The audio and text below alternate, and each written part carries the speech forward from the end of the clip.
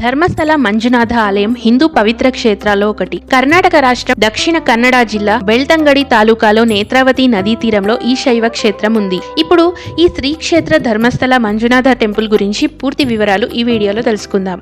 వీడియోని స్కిప్ చేయకుండా చూడండి. కర్ణాటక రాష్ట్రంలోని నేత్రావతి నదీ తీరంలో ధర్మస్థలలో కొలువై ఉన్న శ్రీ మంజునాథ స్వామి వారి దేవాలయం 800 ఏళ్ల చరిత్ర కలిగిన పురాతన ఆలయం.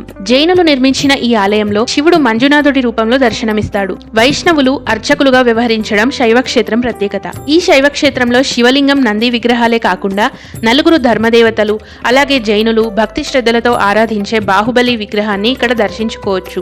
ఇక ఈ ధర్మస్థల క్షేత్ర స్థల పురాణానికి వస్తే దక్షిణ కర్ణాటకలోని మల్లార్మడి అనే గ్రామంలో ఉన్న ఈ ప్రాంతాన్ని మన పురాణాల ప్రకారం కుడుమ అని పిలిచేవారు. ఇక్కడ జైన అధిపతి అయిన బీర్మన్న పెర్గడే, అతని భార్య అమ్ము బల్లాల్తి కుటుంబం నివసించేవారు. వీళ్ళు చాలా ధర్మబద్ధంగా నడుచుకుంటూ అనేక సేవా కార్యక్రమాలు నిర్వహించేవారు. ఓ రోజు వీళ్ళ ఇంటికి ధర్మదేవతలుగా పిలిచే కాళరాహు, కలర్కాయ్, కుమారస్వామి, కన్యాకుమారి వీళ్ళు మారువేషంలో రావడంతో ఈ దంపతులు ఎప్పటిలాగే వాళ్ళని ఆదరించారు. అయితే ఆ రోజు రాత్రి బీర్మన్నకు ఇంటికి వచ్చిన ధర్మదేవతలు కలలో కనిపించి తమ గురించి తెలియజేశారు. అంతేకాకుండా బీర్మన్న కుటుంబం ఉంటున్న ఇంటిని ధర్మస్థాపనకు ఉపయోగించుకోవాలి అనుకున్నట్లుగా చెప్పడంతో ఆ మరుసటి రోజే బీర్మన్న కుటుంబం ఆ ఇల్లు వదిలి వెళ్లిపోయారట. అలాగే మరికొన్ని రోజులకు ఆ దేవతలే బీర్మన్నకు కలలో కనిపించి తమ విగ్రహాలు ప్రతిష్ఠించమని చెప్పారట.